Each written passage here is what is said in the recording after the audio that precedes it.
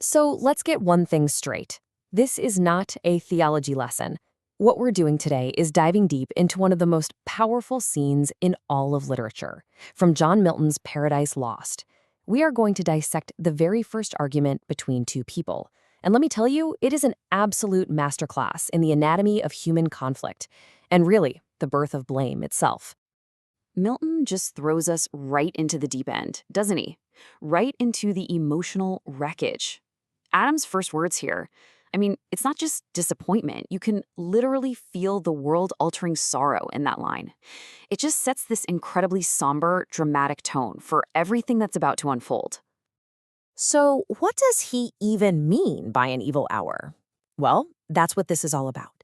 It's that first gut punch of a moment. You know the one. It's where Adam and Eve finally start to grasp the full, devastating weight of what they've just done. And this new knowledge they have, it isn't some kind of upgrade. It's not a superpower. It is a profound, profound loss. Think about it. They only know what good is now because it's gone.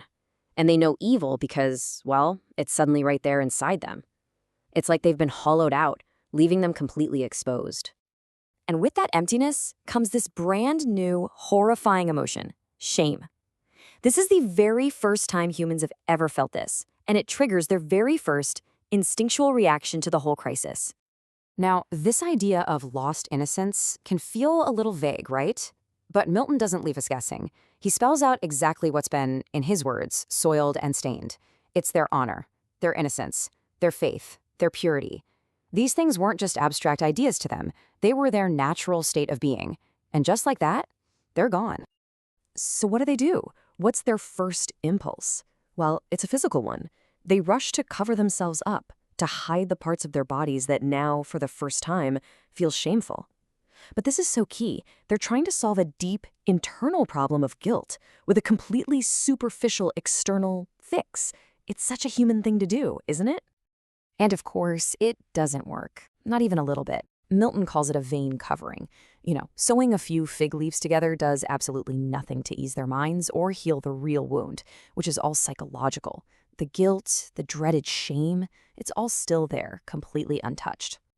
Because that external fix was a total failure, the real chaos, the real storm, erupts where no fig leaf can ever cover it, inside their own minds.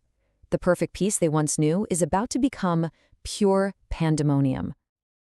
Just look at this contrast. It's night and day. Their minds used to be a calm region, totally peaceful, where understanding and reason were in charge. And now? Now it's tossed and turbulent, just completely overthrown by high passions and sensual appetite. Reason has been kicked right out the door. And what are these high passions he's talking about? Oh, they're all the usual suspects. They are literally the building blocks of every conflict you've ever seen. We're talking anger, hate, mistrust, suspicion, discord. All of these destructive emotions are now at war inside them, and that inner storm is just about to break. And here we go. This is the moment. All that inner turmoil finally erupts into an actual fight. Adam opens his mouth, and with his first words, the blame game officially begins. Just listen to that. It is a masterclass in blame shifting.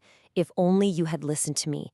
He frames the entire world-ending catastrophe as Eve's fault and Eve's fault alone for not staying with him. In his mind, the responsibility is 100% hers. But Eve is not about to just roll over and accept this. Oh no.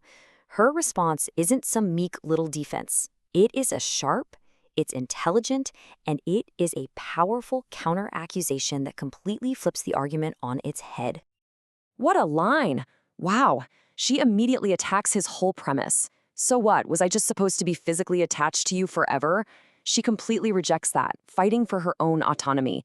She's saying that to have stayed with him just because he said so would have made her a lifeless rib, not a real partner. And here it is, the devastating counterattack. She takes his whole claim to authority as the head and turns it right back on him. She says, "Okay, if you were so sure this was a bad idea, why didn't you command me not to go?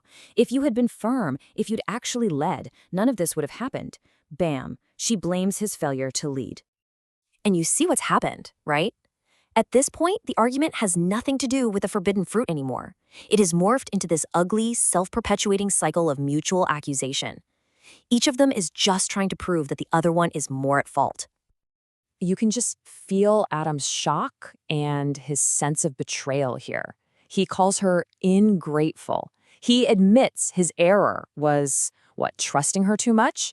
But now, that very trust has been twisted around and thrown back in his face as a crime, and suddenly she's the one pointing the finger at him.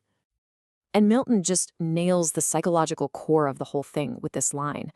They are stuck. They're locked in this back and forth of pointing fingers. The hours are fruitless because neither one of them is capable of self-condemnation, of looking in the mirror and accepting their own part in the disaster. And that's the tragic note the scene ends on. No end. This isn't an argument that gets resolved. It's a bitter stalemate born from pride and shame.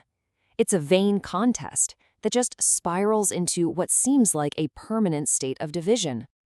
You know, Milton wrote this over 350 years ago, and yet he perfectly captured something so timeless, so universal about the human experience.